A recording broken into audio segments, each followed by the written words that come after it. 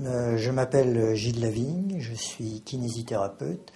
Je suis parti sur plusieurs missions MSF et actuellement je suis référent en kinésithérapie et physiothérapie. La dernière mission que j'ai faite a été à Haïti. Je suis parti vers le 20 janvier à peu près. Arrivé au Port-au-Prince, il est évident que les dégâts étaient importants. Très vite, on a été dans le bain.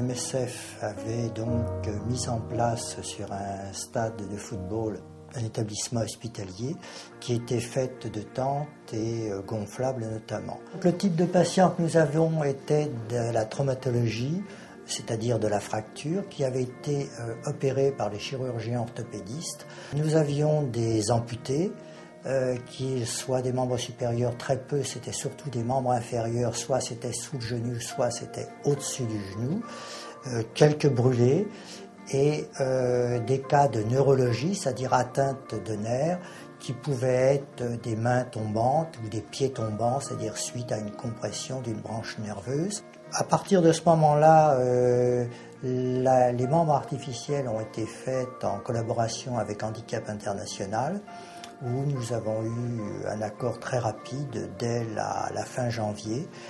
Et ils sont venus sur le site de l'hôpital Saint-Louis faire la première prothèse. Le garçon qui l'a eu s'appelait Fanfan.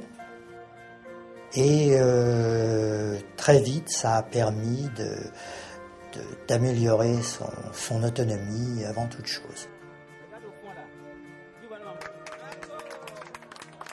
Je me souviens d'une petite fille qui s'appelait Miranda, qui avait entre 9 et 10 ans, et qui avait eu malheureusement une amputation très haute d'une jambe et un membre supérieur qui avait été d'une part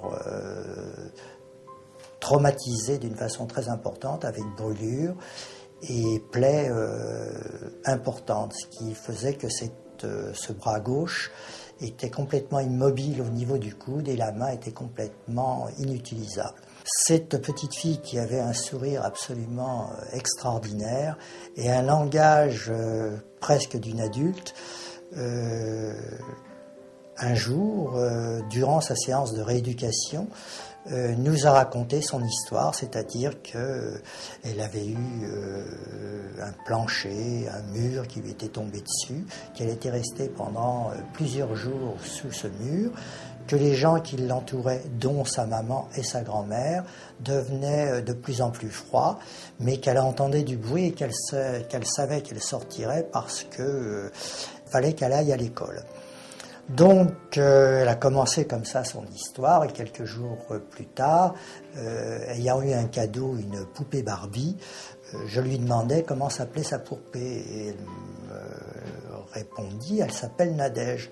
Bien sûr, c'est pas très courant, je lui ai dit mais pourquoi Nadège? Et elle me répond c'est le nom de ma maman. C'est dit d'une façon tellement extraordinaire que ça vous met un coup de poing dans le ventre. Miranda est venue en rééducation pendant longtemps chez nous. Nous avons un petit peu amélioré son bras, mais il était nécessaire d'avoir une chirurgie plastique pour donner une très nette amélioration. Entre-temps, Miranda a été appareillée malgré le moignon, qui était très court. Et les dernières nouvelles que j'ai eues d'elle, on la voit marcher avec ce moignon.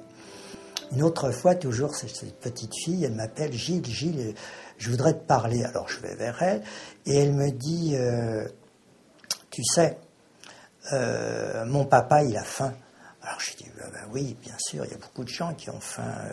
Tu pourrais pas lui trouver un travail ici? Et j'ai trouvé qu'à 10 ans, s'occuper de son père comme une adulte, c'était absolument merveilleux.